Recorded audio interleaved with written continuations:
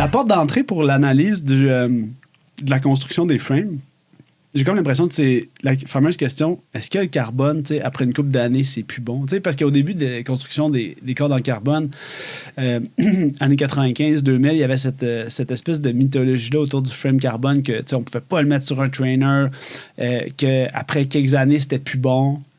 De où on part, puis de où ça part, en fait, cette mythologie-là du carbone qui était... Probablement parce que c'était vrai jadis. Là. Jadis, ouais. Je pense que les premiers cadres en carbone qui sont sortis, c'était des genres de lugs ou des... C'est des raccords. Des raccords en aluminium ouais. avec du carbone qui était collé dedans. Donc, l'adhésif que tu avais en 1990 puis l'adhésif que tu as aujourd'hui pour le composite, ça l'a énormément évolué. Mm-hmm. Puis... si la préparation de surface n'est pas bien faite entre l'aluminium et le carbone, ben de l'aluminium, ça corrode. C'est quoi, c'est une préparation de surface?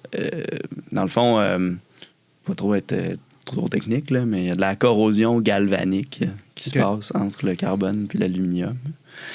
Donc, essentiellement, l'aluminium va rouiller sur le carbone à l'interface où ce que les deux matériaux se joignent. Okay. Donc, c'est à cause de ça que ça va casser ou que ça va se détériorer.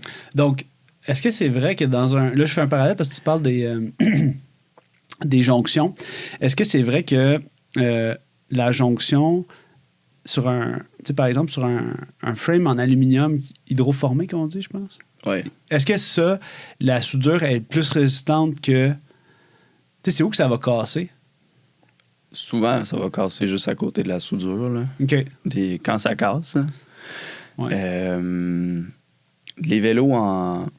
Il n'y a pas beaucoup de vélos en aluminium qui restent maintenant. Là. Non, c'est vrai. La manufacture de composites s'est rendue assez... C'est-tu parce que c'est devenu plus abordable? C'est-tu parce que ça a été mainstream puis dans le fond, maintenant, tu n'as plus d'intérêt à faire du aluminium? Je pense que le prix que ça va coûter pour souder un cadre en aluminium versus laminer un cadre en composite, là, c'est rendu... C'est tout fait dans des pays à faible coût. Là. Ouais.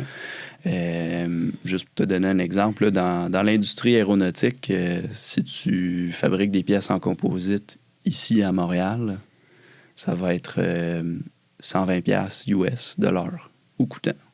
Prix de l'employé, avantages sociaux, la bâtisse, etc. Puis, il y a énormément de composites en Afrique du Nord. Donc, tout le Maghreb, il y a beaucoup de...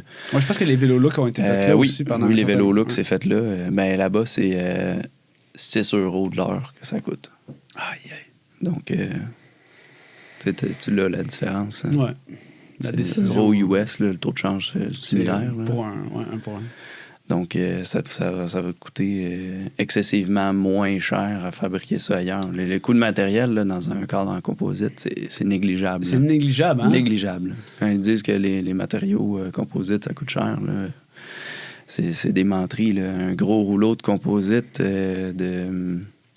gros comme la table, ça de diamètre, je sais pas, tu fabriques combien de cadres là-dedans, là, mais ça te coûte 2000$. Là. Ah ouais, hein?